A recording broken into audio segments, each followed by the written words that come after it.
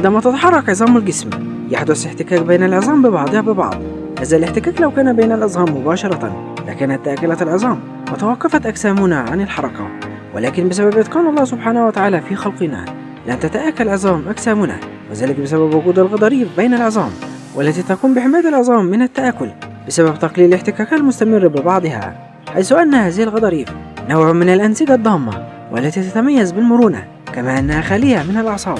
وتتكون من خلايا غضروفية لا تحتوي على أوعية دموية، لذلك تحصل على الغذاء والأكسجين من خلايا العظام بالانتشار. كما توجد في أجزاء عديدة في الجسم مثل الأذن والأنف والشعب الهوائية للرئتين، ولكنها توجد غالبا عند أطراف العظام وخاصة عند المفاصل وبين فقرات العمود الفقري، حيث توجد 3 أنواع من المفاصل. أولها المفاصل الليفية، وهي المفاصل التي توجد بين عظام الجمجمة والتي تربطها معا عند أطرافها المسننة،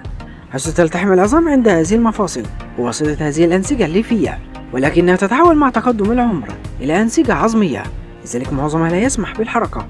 وهناك نوع آخر من المفاصل وهو المفاصل الغضروفية، والتي توجد بين فقرات العمود الفقري، حيث تربط بين نهاية بعض العظام المتجاورة، كما أنها تسمح بحركة محدودة جدا.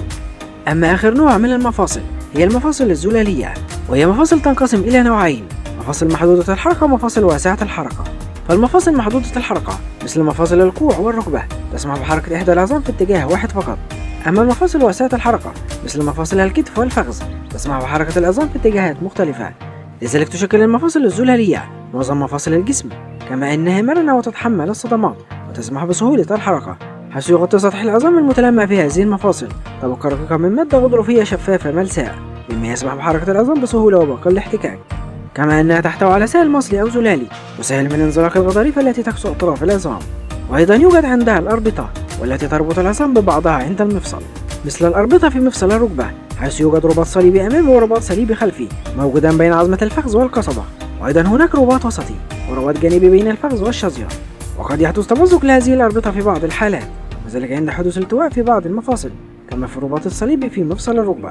ولكنه لا يحدث كثيرا، حيث تتميز هذه الأربطة بألياف متانتها قوية مع وجود درجة من المرونة تسمح بزيادة طولها قليلا حتى لا تنقطع في حالة تعرض المفصل لضغط خارجي.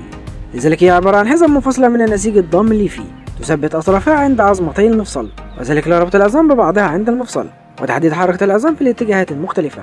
وهناك أيضا الأوتار، والتي هي عبارة عن نسيج ضام قوي تربط العضلات بالعظام عند المفصل، بما يسمح بالحركة عند انقباض وانبساط العضلات،